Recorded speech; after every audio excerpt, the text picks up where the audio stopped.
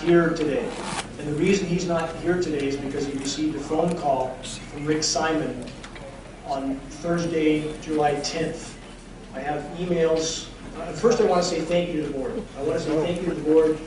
My deepest respect. I hope we can all respect their wishes. If we can keep that down so we can respect their wishes and get done as fast as we can. Matthew Sutton, who made a commitment to be here today, and here's part of that commitment. These are emails. It's a solid commitment. It's not ambiguous. Dana will participate. I will be able to attend this meeting. Solid commitments all the way through until a phone call last Thursday. After an hour-and-a-half conversation, I was told that Rick Simon from Shasta County, Matthew, after speaking to his attorney, said he could not come. Now, when we see a contract with Mr. Wigington, yeah. Could you address us, please? Oh, I'm sorry. Thank you. I'm sorry, Les.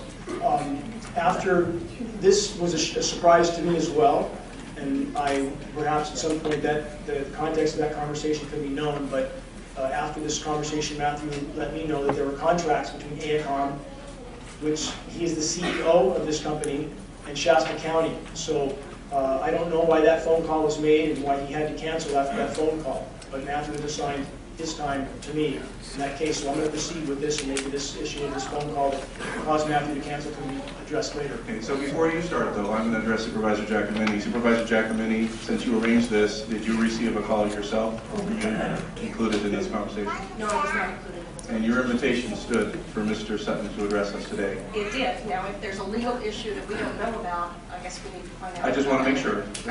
That that invitation was good and not rescinded by you. Correct. No, again, the call was initiated by Rick Simon to Matthew Sutton. Well, my point is that this is the board that extended the invitation, no one else. So I want to make sure that the community knew that that did not change. Oh, no, I'm sorry. I implied that at all. No, did not come from the board. I didn't think you were, but I want to make sure. Sometimes people just kind of hear what they hear, and that invitation was strong and firm and still exists. We're not going to take questions from the audience, ladies and gentlemen. That's not going to happen. We're not going to take questions from the audience. Please don't do that. This is the time for conversation. Thank you for listening. I'll proceed as quickly as I can now. So we have the issue of climate engineering. The semantics are important. Too much media and other officials, not saying this board, they've been very courteous, but have not used the scientific terms, and this is not used for a reason, because the term chemtrails is not a scientific term, so we try to avoid those terms. But when you see CBS News, geoengineering to fight global warming is now mainstream topic conversation with all scientific organizations and with governmental officials, such as John Holdren, Obama's science advisor, who is actively advocating for the use of geoengineering. And again, these are aspects that media does not cover, because this would legitimize this issue. This would bring credibility to it. So we do have, again, science data that's too extensive to document here, but when we have current administration officials advocating for these programs and the immediate need to implement these programs, this subject should not be marginalized as it typically is by media. When we have, this is from MIT, this diagram is from MIT, where you clearly see an aircraft spraying particulates out the back. Now, again, this is mainstream scientific discussion. We have every major science institution talking about these issues right now, that these programs must be implemented. And so again, what we ask is that this issue be given attention. And our point here today, regardless of where the contamination is coming from over Shasta County and the rest of the globe, we ask that the science be looked at and that the legitimacy of this issue be acknowledged with the science terms, that this is brought to public attention and brought into a public dialogue. This is, again, only the tip of the iceberg for what's available for documentation. This is a 40-page congressional research document, Geoengineering Governance and Technology. There's a number of documents like this. We have, even going back to the 60s, for example, we have 80-page presidential documents outlining the scope and scale of these programs even back that far. We see skies like this. Certainly, we have a lot of people telling us this is normal commercial traffic. This is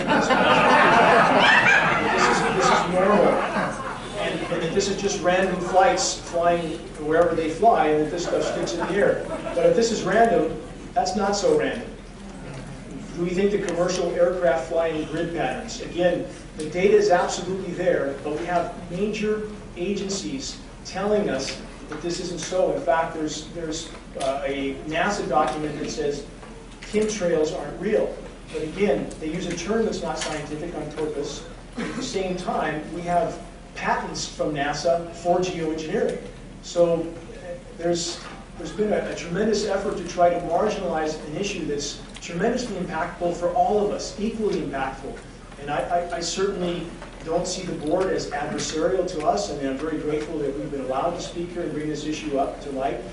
And for our point, I think acknowledgement and disclosure is due for, in this case, for local agencies, the contamination issue. Because I've spoken in front of California Air Resources Board, I've spoken in front of the California Energy Commission, and it seems that all these agencies are unwilling to look at this issue. And at this point, there are certain factors that can't be denied. Contamination is one of those factors. So we have NOAA, the National Oceanic and Atmospheric Administration, admitting on the record that the atmosphere is now full of particulates and they don't know where they're coming from.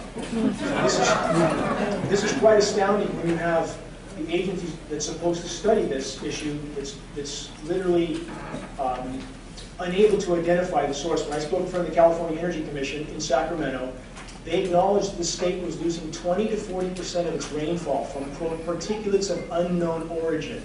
But that investigation was never followed through. There's this investigation going right now with state water quality. I spoke to that representative. Their fishing game has acknowledged that there's aluminum running down the waterways.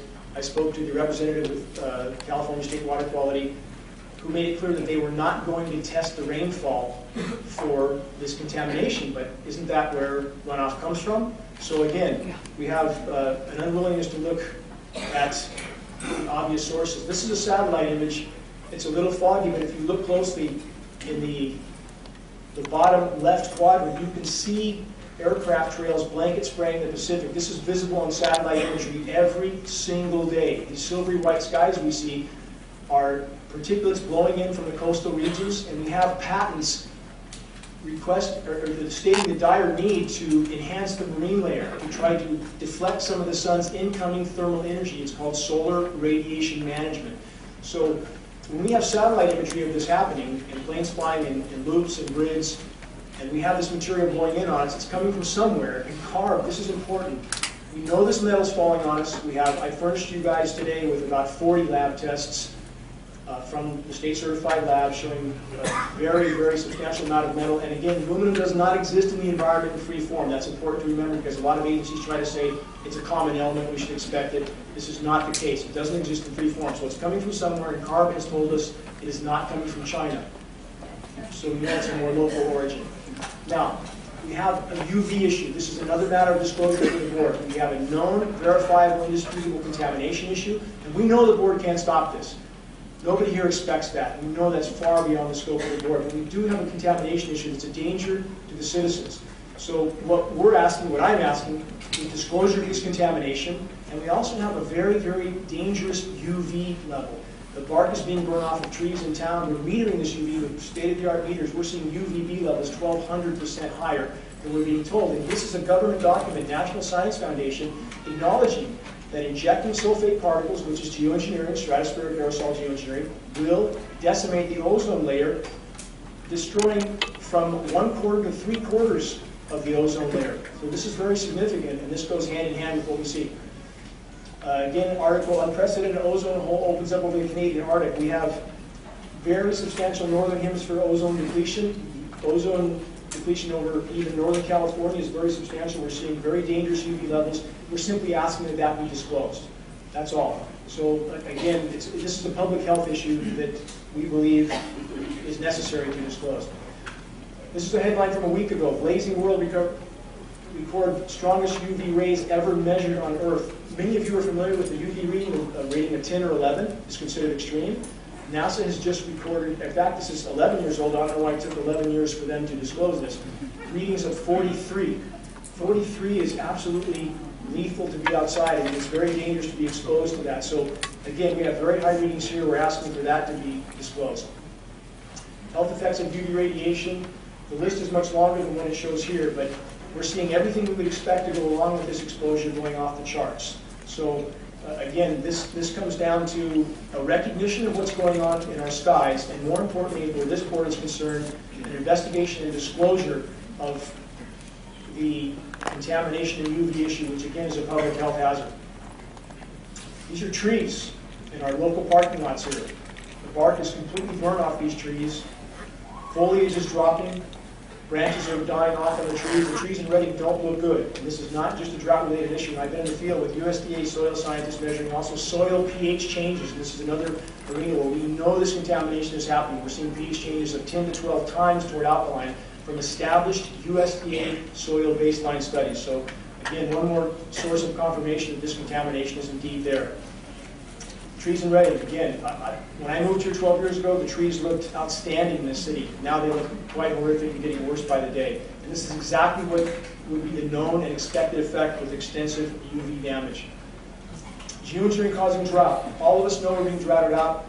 For 10 years I've said, because the science says so, that the more they aerosolize, the less it will rain here, period. So again, we have yet one more confirmation of when they spray that stream in our storm track, it diminishes and disperses our rain. Mr. Wiggin, I'm going to ask a question. How much time do we have scheduled for? Has that already passed? So let's do this. How much more time do you think? 30 seconds. Okay, very good. We want you to be able to. Thank you. NOAA already decided that we're not going to get rain from El Nino, which is astounding that they would know that so quickly. Another satellite photo, and this is hard to see on this screen, but the entire, people that do this at geoengineeringwatch.org, the entire Pacific is covered with grid patterns in this shot. It's hard to see. Prevalence of Alzheimer's disease going off the charts. Autism, 10,000% increase. Known connection with aluminum, same with Alzheimer's and dementia. Alzheimer's and autism is a common link. Aluminum exposure. Last slide. Right to know. That's all we're asking. The public has a right to know there's a public health hazard in regards to the heavy metal contamination and the UV radiation. That's all we're asking is for that disclosure. Thank you for the extra time. Thank you for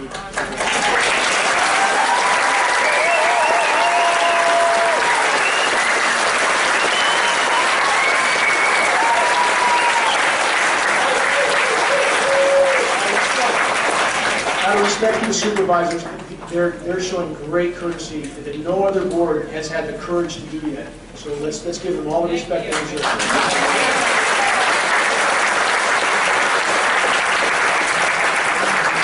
Before we move on to the schedule, the additional presenters at 3 minutes apiece, and I'm going to just ask in advance as you come up that we're going to hold you to that 3 minutes. I do want to ask this board, if you're our main presenter today, if there are any additional questions at this time from this pool. So I have just 2 questions that I'd like to ask you, and please excuse this. This is not meant in any other way but out of complete respect. Could you just really concisely, what do you believe the purpose of this engineered spraying is? I mean this in all sincerity. What do you say the purpose of it is? I can tell you what the stated purpose is. By governmental document. Yeah, right into that mic. I can tell you what the stated purpose is. Solar radiation management, SRM, to block the sun. That's the stated purpose. The consequences don't seem to be considered in these programs, but that is the stated purpose on almost all UN and global governance documents for these programs. Okay, and obviously you presented a great deal of material to myself and to other board members over the years, and that is the conclusion drawn. I just wanted to draw that out today because I didn't hear that specific language, so I wanted to make sure we stated that. But then on a personal level, I have another question. And I've asked many people, and no one's been able to answer this question for me, so I mean this in all sincerity. Why does the spraying create a drought in California and flooding in the Mideast, in the Midwest? Thank you for asking that question. Yes, thank you. I appreciate it. You aerosolize the storm track, and the science backs up what I'm saying, word for word. You diminish and disperse the rain. This is not seeding to create rain. This is seeding to create artificial cloud cover. And because there's too many condensation nuclei, it tends to disperse that moisture exactly as we've seen over California again and again. Back to my talk in front of the California Energy Commission, they recognized this fact. I spoke to their top scientist. When you have too many particles in the air, it diminishes rain. It does not augment it if those particles are too small. So it tends to migrate moisture from one place to another, creating drought and deluge. And this is very well documented in every major science institution from MIT, Scientific American. These effects are known. So it's not a uniform effect. It tends to disrupt the hydrological cycle completely. So when you spray upstream in the storm track, it tends to migrate that moisture somewhere else where it comes down in the deluge. And that's exactly what we see. Mr. Wigginton, thank you very much. Thank you.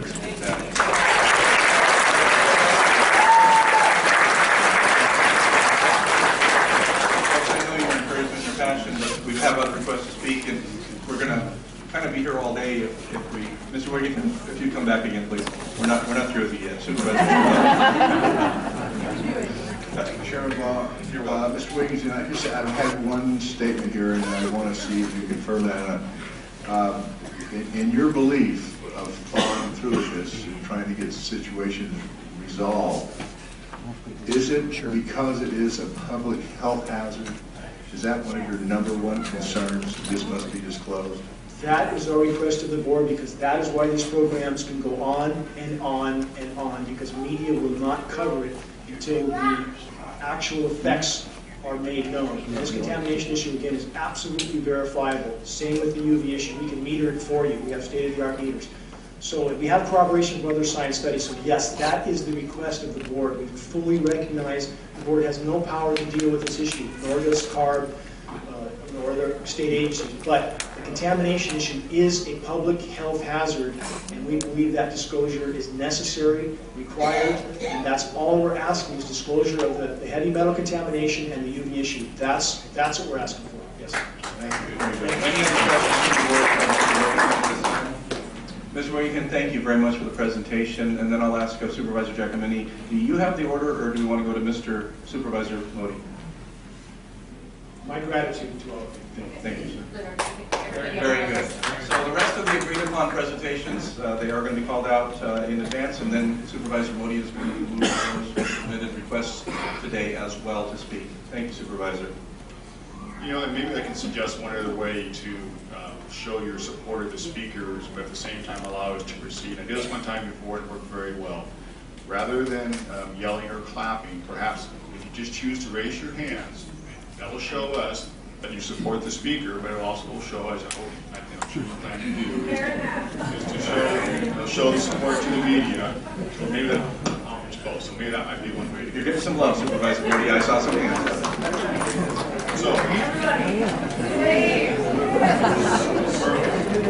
So the next speaker is Rosalind Peterson, followed by Alan Buckman. Hello, my name is Iraja Sivadas. Rosalind Peterson of USDA was not able to make it today, and Dane Wington asked me if I could fill in for her. As I said, my name is Iraja Sivadas. I'm welcome. Thank you. I'm a disabled combat veteran. It's the longest I've stood up in a long time. I really appreciate that you are taking time to listen to us today. I am an instructor of mathematics at Shasta College and a member of the Union for Concerned Scientists. And this will be very short. I have a very short talk. There's just two main points that I'd like to make. One is that aircraft making a condensation trail is very similar in many ways to when you go outside on a cold day and exhale. You create a condensation trail. That little cloud is a condensation trail. Now, if you take a 2-mile walk on a cold day, and you can turn around and you can see your condensation trail tracking all the way back for 2 miles, that's the kind of idiocy, excuse me. That's how crazy it is to think that what we're looking in the sky is actually condensation trails when they travel from horizon to horizon. The second point is there's a huge amount of aluminum being found because these sprays have aluminum, strontium, barium, manganese, and there's a lot of argument that aluminum is very common to be found, but aluminum is only common in a bonded form. It's not common in a free form, and we're finding high rates of free aluminum in the soil, which is not natural. So thank you again for listening to us. Appreciate it. Thank you, Mr. Sivas. That works. Alan Buckman, followed by Francis Manuel.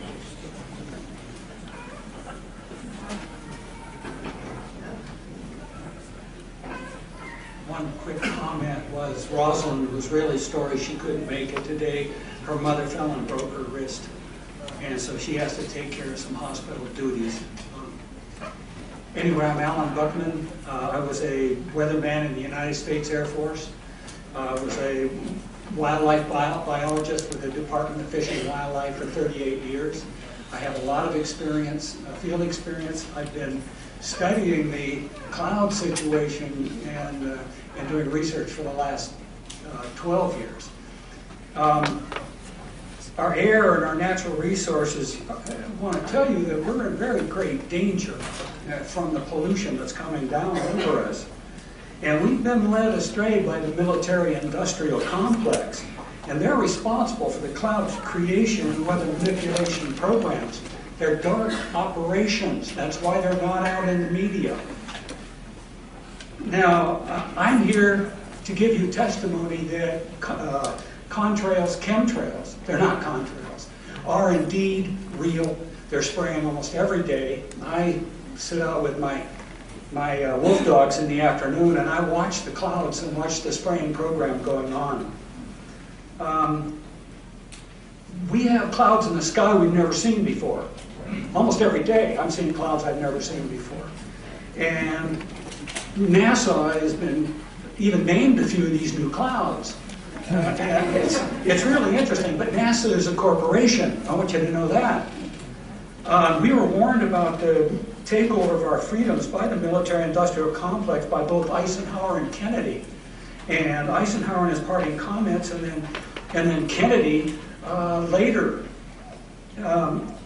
I think it's obvious now with the Citizens United and McCutcheon rulings that they're gaining traction on us, folks. We are in trouble more than just the spraying program. The metal compounds that are being used are environmentally dangerous. We need to be monitoring them. We need to be testing them.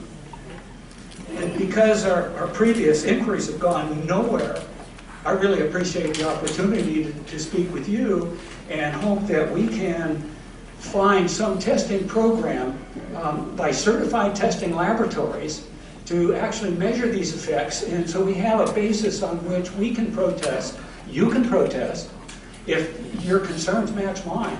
And believe me, I'm seriously concerned with what I'm watching. As a wildlife biologist, I've been watching the ecosystem collapse. When you lose all your stream organisms, when you have aluminum overload in your streams, you're killing your microbial bacteria, and you're disrupting the entire ecosystem. So it goes way beyond just a little bit of pollution.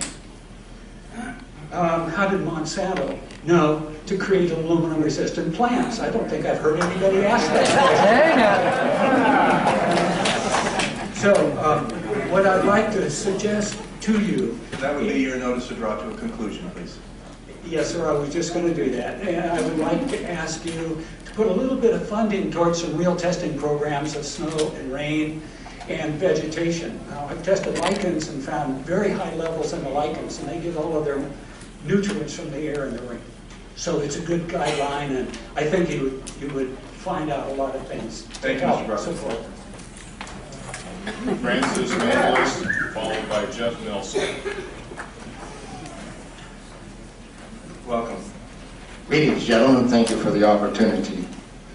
I'm a retired scientist, bachelor's, cum laude in forestry, master's in zoology, 35 years, USDA scientist, Soil Conservation Service, U.S. Forest Service, civil service equivalents in range, wildlife, fisheries, geology, agriculture, soils, ornithology, entomology, botany, mycology, hydrology. Am I qualified to speak? Just letting you know. Okay, these previous guys, I watched exactly what they do, and yes, they are correct. I've seen exactly the same stuff, so ditto marks on those. Insects. I've done studies in Siskiyou County. They're at 20% of normal. The aquatic insects basically made a nosedive in 2006 to about 20% of normal. So far this year, I've sampled 200 trout stomachs. 98% of them are empty. So sorry about the trout fishing, fellows. The mayflies, stoneflies, dipterus, and caddisflies are damn near gone, except in the areas where there's So I'm going to springs. remind you to address the Board of Supervisors, please. The terrestrial sampling is down to about 20% of normal, except for pest species like ants. We're seeing a loss of major bird species, and as the gentleman said, the ecosystem is unraveling, and Audubon's been telling you that for years. You want some figures? Okay, latest water test. Tested the rain. 13,100 micrograms per liter of aluminum in the rain in 2013. Normally, it should be 0. So 13,100 is pretty damn much, folks. It used to be 0, then it was 100s in the 2000s, and then since 2010, it's into the 1,000s and the latest 13,100. In the snow on Mount Shasta, pristine Mount Shasta, 61,000 feet, no, excuse me, 8,000 foot level, 61,000 micrograms per liter, 4 times the amount that is found in the soil up there. Where in the hell is this stuff coming from if it's not coming from the soil? Now, normal, again, it's, these tests are international in scope. We're seeing this all over the world, guys. Okay, pH of acid soils is 20 times more alkaline. The aluminum in the soil has doubled in the last 10 years. The rain normal was 5.6, it's 20 times more alkaline. Aluminum blocks essential nutrients. I am unable in my garden to restore normal pH, and that's because nanoparticles are now in the circulatory systems of both plants and humans. So welcome, fellow guinea pigs. The collapse and decrease of agriculture is something I worry about even more than the previous info about autism and Alzheimer's. Just about there, okay? See my paper, Geo-Engineering What We Know. The latest update is 7/11/14. It's available, and nobody has been able to correct it or debunk it for 5 years. Thank you, Mr. Nicholas. Jeff Nelson, followed by Russ Bazooka. Good morning. As you can see, I was a airline pilot, and 9 years as an instructor. Last 7 as a lead instructor at the largest flight academy in the world. Part of that job was teaching all these pilots about engines and weather. The pink here is leftover from the 4th of July. It's supposed to be red, gray, and blue. And the red did not go away, it turned pink. Anyway, to make it short, sweet, and simple, jet engine is very simple. It sucks, it compresses, it bangs, and it blows. And so what happens is these turbines suck the air in, increasing the amount of density of the air, goes into a combustion chamber where it's heated and expands again, comes out as thrust at a very high temperature, similar to when you blow up a balloon, you let the balloon go and it goes straight, flying off. Now, when that hot air exits the tailpipe, this occurs, the contrails, not the chemicals, the contrails occur because of cold air, minus 30. It takes a high altitude, around 30,000 feet plus, and that air turns to, there's a carbon dioxide and water vapor in that exhaust. That turns to ice crystals, and that's what you see, the white stream behind it. Those white crystals of ice warm up, dissolve, and the smoke goes away. And it never lasts more than a minute. Usually it's in seconds, depending on outside air conditions. What we're seeing now, and I first could not believe it, and I started looking at the skies, and these are not normal, they're not natural. There's something going on, I don't know who it is or why they're doing it. All I can testify is it's not natural and it's not normal. It's got to be some outside influence doing that. Thank you. Thank you, Mr. Nelson. Russ Bazooka, followed by Hamid Rafiz. Thank you, Mr. Chairman and board members. Rabi is the last name. Hamid, first name. I'm sorry. Yeah, that's fine. Right, I heard something Yes, similar that's to my correct. name. It was closing. I'm a neurologist practicing in Reading for 17 years. And in the past 5 years, I've seen the number of patients with Alzheimer's disease, Parkinson's, and other neurodegenerative diseases tremendously increased, almost quadruple. What is the reason for that? I don't have enough knowledge and data to draw a conclusion. And basically, even no one center, even university-based center, can come to a firm conclusion for the reason for that. But the explanation that they provide to us, that the reason for increased number of these patients is because of increase in the population of aging people. It means that people are getting older and stay alive because of progress of medicine, and that causes the dementia to surface up. Does not seem very convincing. Almost is like saying that dementia is like death and an act of God. On the other hand, we do know that we have a trend. We have a trend of thought for a long time that we make a mistake and we jump into a very simple, the most simple or a straightforward, fix it at any price solution. And it seems like this is the scenario is playing at the present time. There are many activities that are reported. We hear bits and pieces, but we don't really have the whole result from it. And we do need to put the burden of proof on those who have the authority and have access to the data or the activities that are happening all over. We know that there are a small group of experts, scientists, that their conflict or lack of conflict of interest is not very clear to us. Basically have the eyes and ears of those in power in the government, and they are circulating the idea of this so-called quick fix for environmental calamities that has happened. And that is what is basically geoengineering. They provide solutions basically, as you heard, to spray nanoparticles, very small particles, to basically reflect the dangerous irradiation from the space. So that would be you want us to draw to a conclusion?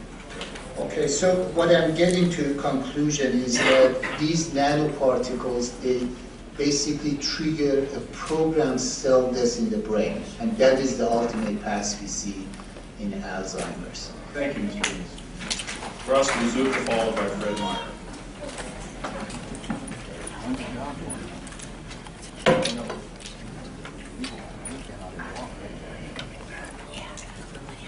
Thank you, Board, for hearing me today.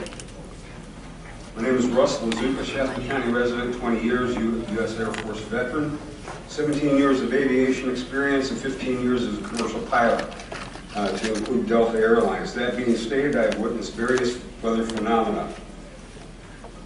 Additional education pertinent to this issue: I'm a certified arborist, was contracted to PG&E, and later as a supervisor with Aspen Tree Service.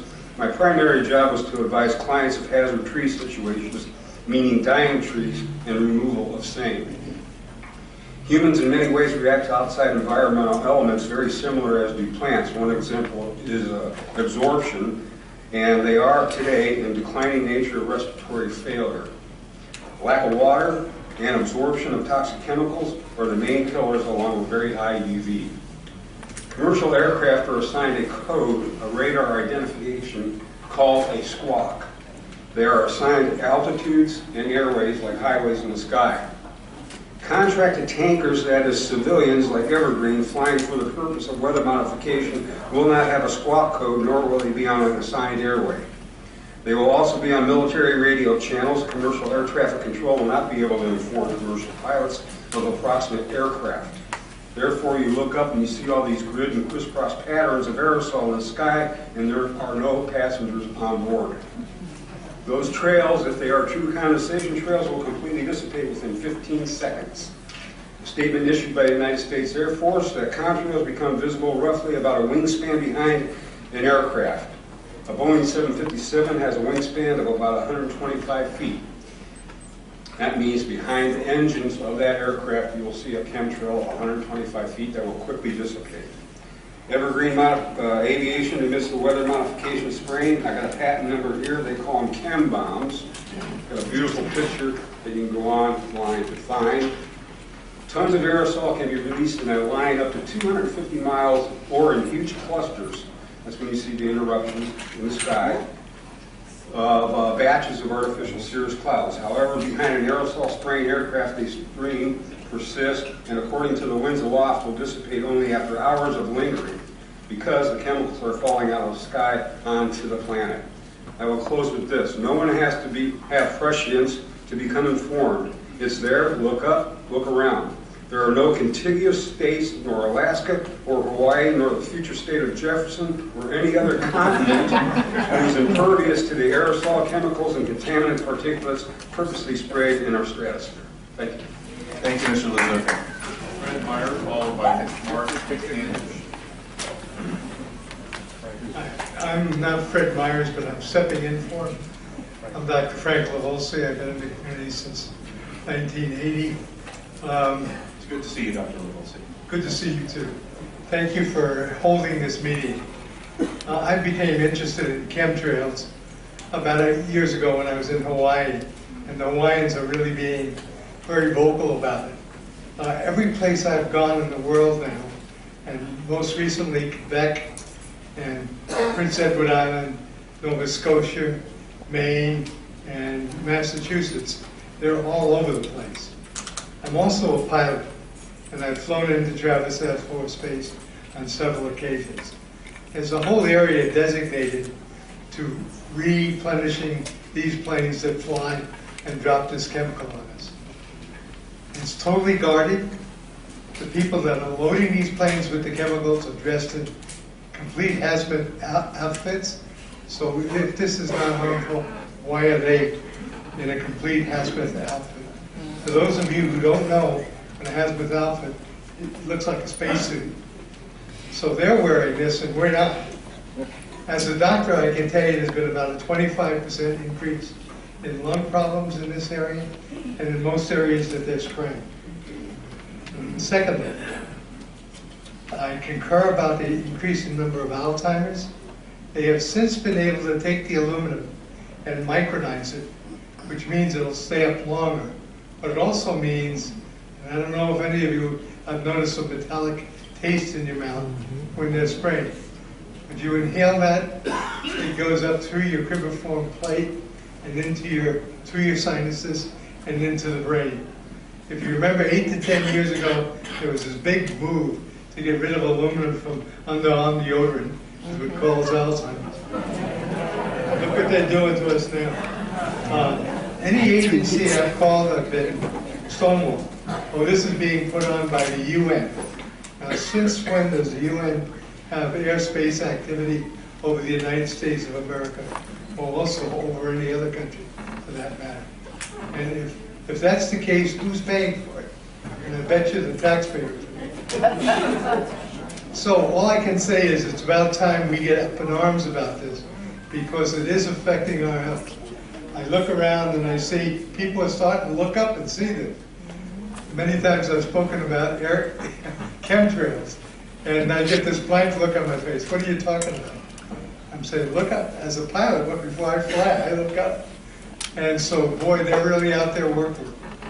I really thank you for this opportunity to speak, but it's high time that we as citizens of this great country take action. Thank you, Dr. Lavolsi. Mark Candish, followed by Arundel Spindaleas. Thank you very much for this opportunity. I came here mostly as a person who's worked in the military-industrial complex, worked on F-106s in the Air Force, had a secret clearance, worked as a consultant to a variety of the top aerospace companies as a conceptual artist and a designer. I've had a secret clearance for a number of years, and I've worked on systems that are still classified today, 20 years later. I want to give you a little bit of history on the background behind nanoparticles. Has been described before. A nanometer is 1/1000th of a meter. It's very small. In fact, if you have particles, say, that are 40 or 50 nanometers across, you can take and line 50 of them up next to a single red blood cell. These things are extremely tiny. They're pervasive. The manufacturing processes, there's probably 5 or 6 different ones that I know of. There's probably others.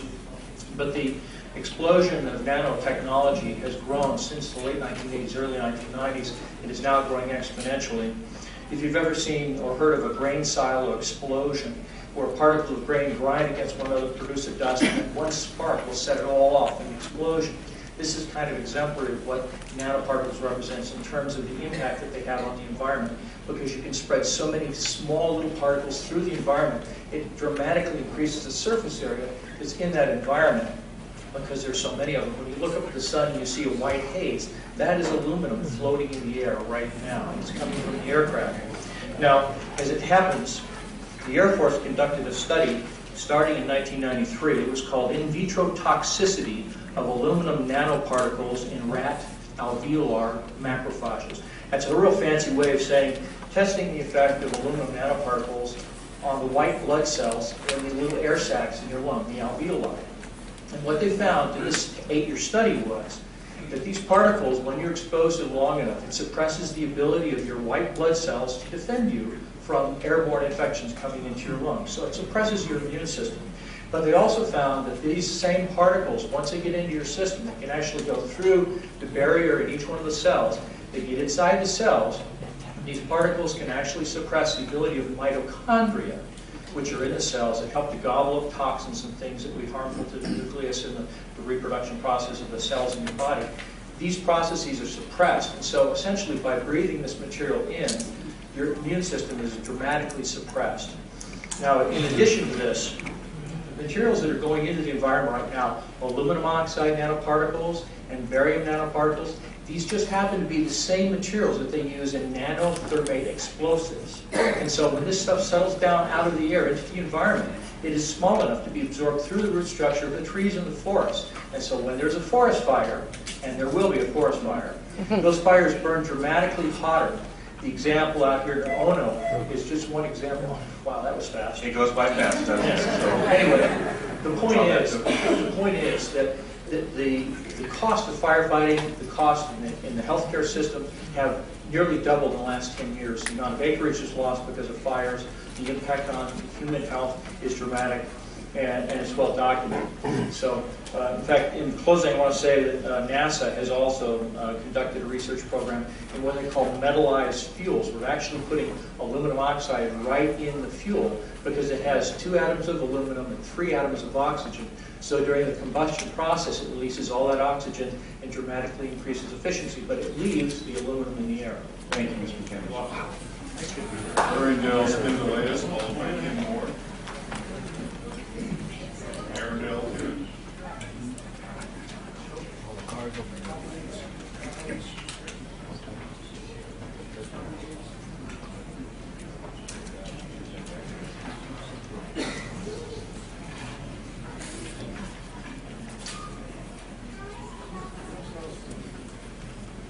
Good morning. I guess I'm a substitute. I'm Dr. Steve Davis. I'm a practicing chiropractor, naturopath here in the community. Been here for almost 30 years.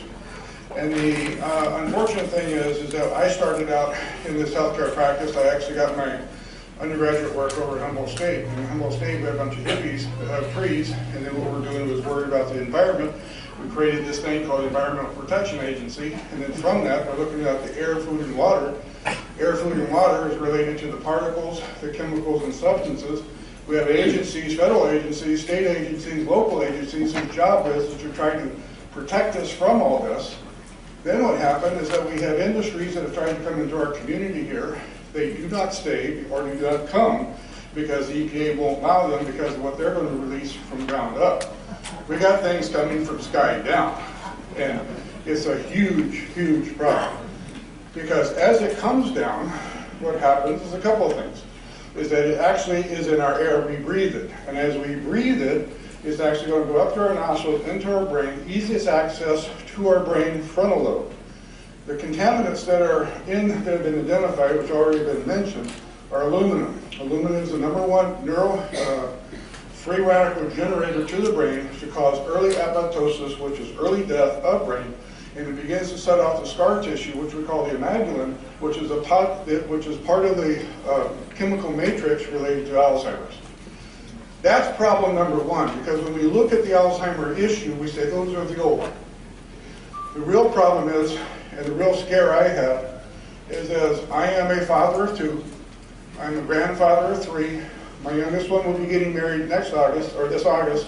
Hopefully she will be able to spawn and have some children of her own, and then we'll have more. So the whole process is that in what we have going on is our children, when they're playing outside, your emblem says, come to the North State, enjoy us, enjoy the mountains, the streams, the fish, etc. Come to us and bring them resources and your money, and children go outside and play. In the last 5 years, I do alternative medicine, which means we're looking for those things. I was part of the early group that was looking for aluminum in ADD and ADHD.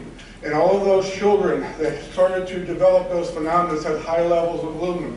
When we figured out protocols to detox them out, to free the body of those particular contaminants, what happened is that their brains came back. When we do this to the age, it doesn't come back as quick, but it will come back. But I'm seeing Alzheimer's in 56 years old. Back in the 70s, Alzheimer's when you were 80. So the drama is our children. ADD started in the 70s. Autism was not on the radar. There was no documents, there was no information. It was 1 in 100,000 children. Today, what we have is 1 in 48 boys. Boys play outside all day. As a kid, when I was a little boy, I was outside all day long. And the unfortunate thing is that moms now, when I do my testing, draw to conclusions, Adam. Thank you. Okay. When I do my testing, and we do hair analysis and other mineral analysis, we see these things. The thing that's most disturbing to me is aluminum, cadmium, barium. Barium substitutes for calcium. Calcium makes strong bones. Cadmium is a known carcinogen. It's actually in Prop 65 in the list, a known carcinogen. So what we have is this. We have environmental contaminants. We've been aware of this since the 60s. Now we've got some an onslaught. We need to have some kind of way to warn moms to keep their kids from going outside. Thank you, Doctor. One question for you. Are you also a neurologist as well? No, I'm not. Sorry. Okay, just want to clarify. Thank you. Okay, that completes the 10 scheduled speakers, and now we'll go with the ones who signed up to speak, starting with Kim Moore, followed by Lorena O'Malley. Well, I thank you guys also for having this presentation. You know, we've been working on it for months. Oh, I'm Kimberly Moore, Cherokee Native American. Again, I want to thank you for having this presentation. We have been on our hands and knees begging for your help and cooperation. I hope that now that we've brought in the experts and let them share their evidence and testimony, that you will be willing to come to the table and work with us to help us get to legislators and to help us file the federal complaints. That being said, I'm going to go ahead. California should have jurisdiction over the weather, not the federal government, not the military. Because of these programs and experiments conducted by the federal government, the military, this has contributed to the drought we see now in California, as the satellite images show. Also, whenever there is a chance of raining, we have observed among many other people across the state that they create the chemtrails towards the clouds when there is a chance of rain and spray so heavily which dry out the clouds every time and it cannot rain. Such actions have damaged agriculture. California agriculture is very important. There are programs available to create rain through seeding. It is not something we recommend, but if it is necessary, the state of California should have the option to create rain, as the federal government has failed to do so. In other countries, such programs were implemented by states in order to help agriculture. The federal government or the military shall not have jurisdiction to a state issue and overrule the state, which has brought drought and damages to the state of California. The federal government, military's own interest, has harmed agriculture, our farmland, our forest, our nature, us. For all of the aforementioned reasons, it is essential that the state of California, and not anyone else, has jurisdiction over the weather. And thank you for your time and attention. Thank you, Ms. Moore. Lorena O'Malley, followed by Tom Russell. Hello, and thank you for giving me this opportunity to speak. One issue that definitely needs to be addressed and disclosed to the public is the increase of UV radiation. As any mother would, I became particularly concerned when I learned about this because the way by which my family would get vitamin D is through sunlight exposure. Anyone who is aware can agree that the sun feels more intense than it has in years past. You can see the proof through the die-off of plants and trees, gardens not thriving, and the steep decline of forests. This is the new norm, but it's not normal. All this is happening because the particles being released through geoengineering are ripping apart the ozone layer. The ozone layer is what protects and preserves life. So this is what's supposed to happen. The sunlight passes through the atmosphere. All UVC and UVB radiation should be absorbed by the ozone layer. What happens when our ozone layer is depleted? There's a study done here in our North State last year. Geo-Engineering purchased top-of-the-line UV metering equipment and had a 40-year environmental metering veteran with 20 years government experience and 20 years experience as a private consultant measure each day for approximately 21 days in July of 2013. The readings reflected an exponential rise in UVB radiation. Due to its high energy, its potential for causing biological damage to plants, animals, and humans is exceptionally high, and even small increases could lead to significant biological damage. There are numerous peer-reviewed studies that verify this fact. According to agencies like the World Health Organization, no more than 5% of the UV reaching the surface of the Earth should be UVB. The other 95% should be UVA. UVC should be 0. So what did the test show? UVB, the most lethal form of UV radiation, has now escalated to almost 70% of the total UV reaching the surface of our planet. At least this is the case in several places measured in the U.S. This can only mean that the total ultraviolet exposure has also escalated sharply, making overall UVB levels worse still. In addition, the testing consistently showed significant levels of UVC, which used to be filtered out by the ozone layer some 100,000 feet up in our atmosphere. Current testing levels reveal that almost 70% of the UV radiation is currently in the UVB and UVC range, not 5 or less percent, as we're being told by the media. This translates into nearly a 1,400% increase in UVB as a percentage of total UV. Depletion of the ozone layer is likely to aggravate existing health effects caused by exposure to UV radiation. Consequently, human beings and the environment are exposed to higher UV radiation levels, and especially higher UV levels that have the greatest impact on human health, animals, marine organisms, and plant life. My concern is, if there's no ozone layer, there's no life on Earth. It's that simple. Thank you, Ms. Melly. Tom Dussel, followed by Rose Taylor. Hi, my name's Tom Dussel. I'm a veteran of the 70s hippie movement. I just want to say this very loudly. It's about time. You know what? I commend you folks for recognizing and allowing us to come here and speak our mind. It's confirming all my paranoias that nobody's admitted, nobody's talked about, and it's caused I don't know, I don't believe in the government anymore. I commend you, really do. I want to make that very point. I want to know just how much Monsanto is involved in this. As we know, they're poisoning our foods that we're eating, corn, beef. Everything you buy is going to have Monsanto in there because they have the patent on the DNA of their genetically modified corn. It's not good for us. Personally, I feel this is an act of terrorism. If I had a missile that could reach that plane, I would shoot that son of a gun down and find out who they are, where they came from, who's paying for them, and why. I know there's aluminum, barium, and copper. We all know that. You control the climate, you control the world, they're telling us. FEMA concentration camps, I feel like those are being set up for us because they're going to poison us. Poison our water, poison our food. Pretty soon they're going to come around with the SWAT teams and they're going to take us away and put us in these FEMA camps. These FEMA camps are designed not to keep people out. but to keep people in. And that's what's really scary. Prisons are a business, let's admit it. Who wants to take prisons out of a business? Not corporate America, that's for darn sure. And that flag you got sitting up there is a corporate flag. I will not salute it, I will not pledge to it, but I am a true American person. Anyway, I commend you folks for bringing this up, and everybody else has spoken, but just spoken the truth. They've confirmed all my concerns. Thank you very much. Rose Taylor, followed by Mark Steiner.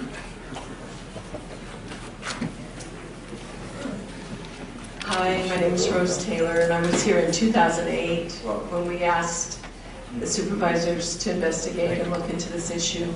I thank you again that you have the courage, because I am going to submit this. I have passed it around. It's the top whistleblowers, including former Premier of British Columbia, Kristen Megan, former U.S. officer who saw the aluminum and barium coming in where the contractors' names blackened out. She said, her superior officer said, her job was basically is to sign off on the chemicals coming into the base. And she said, I couldn't connect the chemicals to the projects. And my superior officer asked me, just sign off. She says, that's not my job. And that is not defending my country. They threatened her. She was up for reenlistment. She got out. And she's still alive. And I encourage you, she's all over YouTube. She is truly an American hero. I'm going to give you these. I hope you look at them. The History Channel, which is corporate, amazing. I just watched it. It showed that the Russians were most likely responsible for our California drought from 1988 to 1992. They were the first to develop these ionic heaters that we now have. We immediately, when we watched what they were doing, we immediately developed our own in Gacona, Alaska.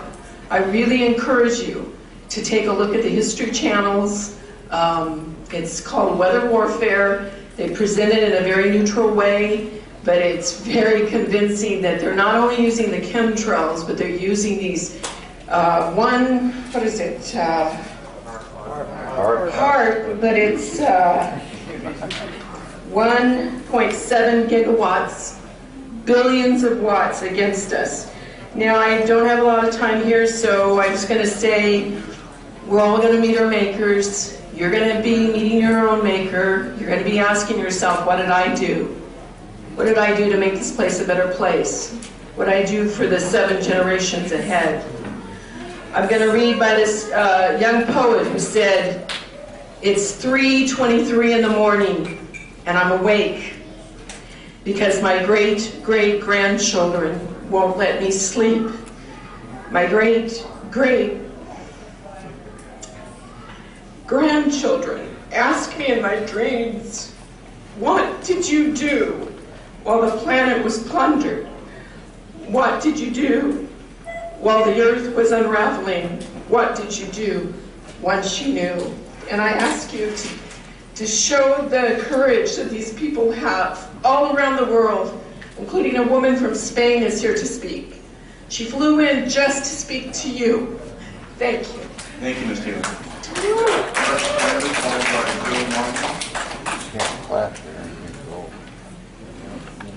I'd like to thank the board for hearing us today. My name is Mark Steiner. Welcome. Thank you.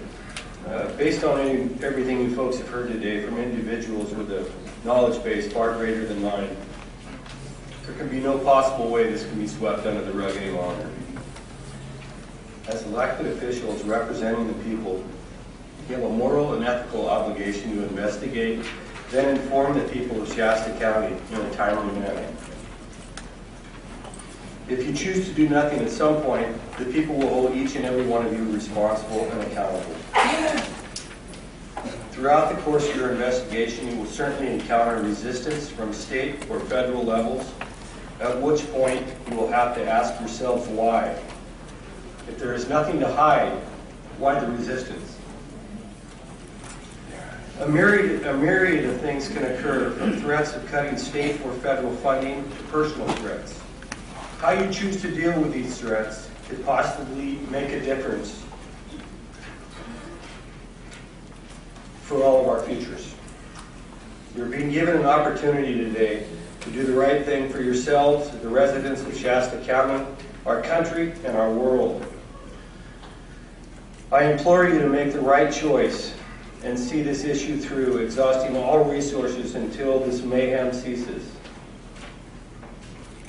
We as people of Shasta County are reaching out to you for assistance, knowing you can't necessarily stop the problem, but make some impact and bring public awareness to this crisis at hand that is currently affecting all of us.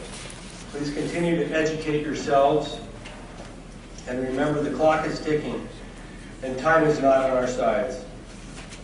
Thank you. Thank you, Mr. Steiner.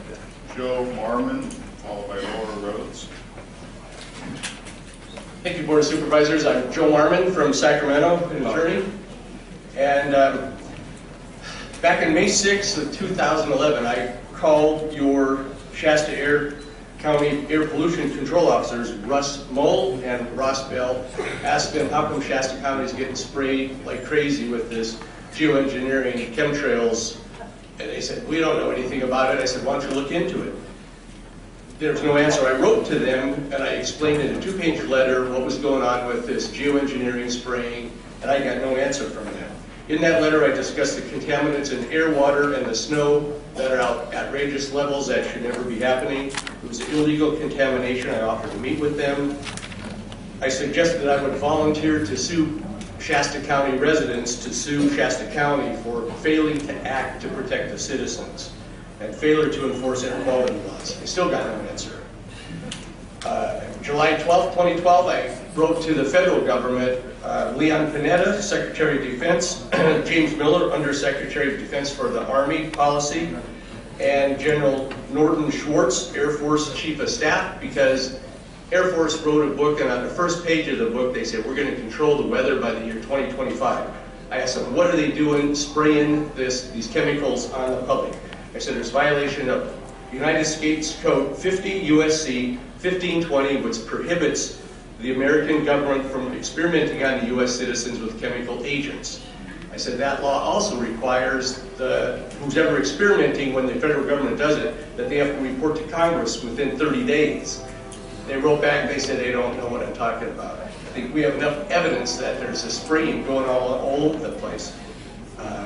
They still denied any knowledge of geochemical engineering weather warfare. They also denied having any information of my Freedom of Information requests.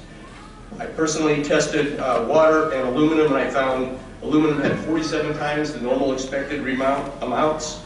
Strontium had 10 to 20 times the amounts. Barium was 20 times. This is what the stuff looks like here.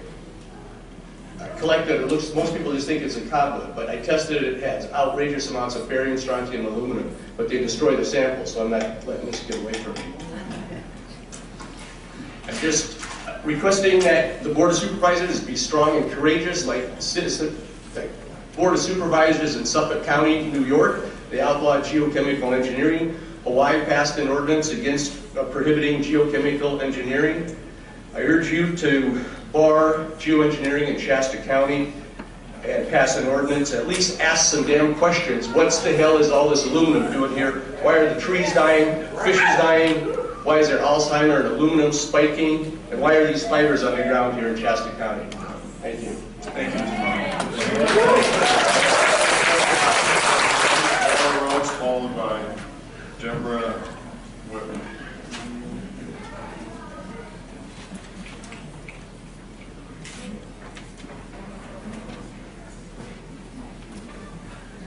So no Laura Rhodes.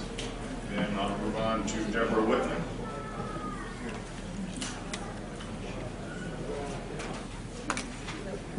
Okay, and after Deborah is Josephina Frail Martin.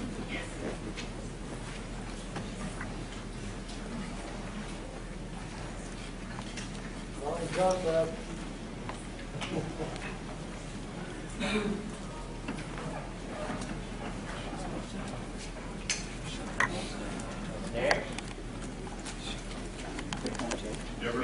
just come through the center aisle. Let me pass through. Thank you.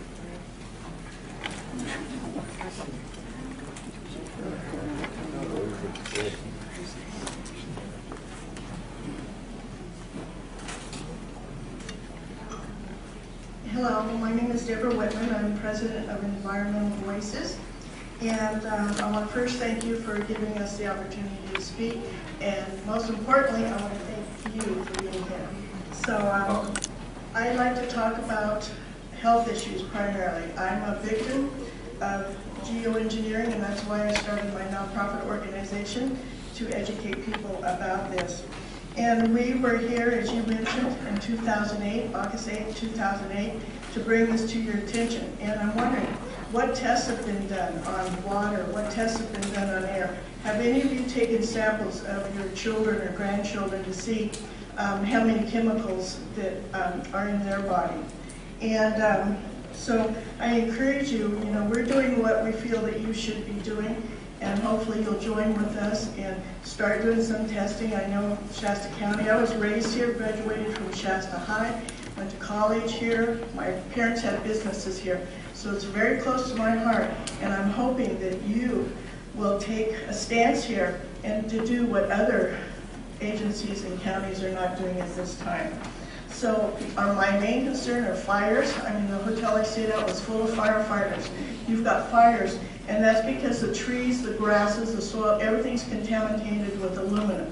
Aluminum is an accelerant. They use it in fireworks, they use it in ammunition. That's why the firefighters are out here taking a chance on their lives. Many of them are injured. Several of them in other states have been killed for fighting fires. It's a cost to you, and it's because of the amount of aluminum why they cannot get these fires out, and they go for months at a time in some other states and even in California. So that's one of the issues. The other one, as I mentioned, is health issues. I get calls from people all over the world that are dealing with health issues. And I'm not a doctor, but as I said, I'm a victim. I was going into emergency once or twice a month on an average, and because of respiratory problems before I learned what was happening to me. I chelated the chemicals out of my body. Excuse me, there's flies here. And I built up my immune system, and that's why I'm here today. And I encourage you to please do what you can. I'm not going to give you a lot of facts other than we've tested, my nonprofit, we've tested trees. The bark is coming back with high amounts of aluminum, barium, strontium, titanium. Those chemicals shouldn't be in tree bark except for maybe aluminum, in light amounts. But so where's this coming from? Strontium is a radioactive material. We've done, as Dane had, people go to geoengineeringwatch.org. He's got test results of rainwater.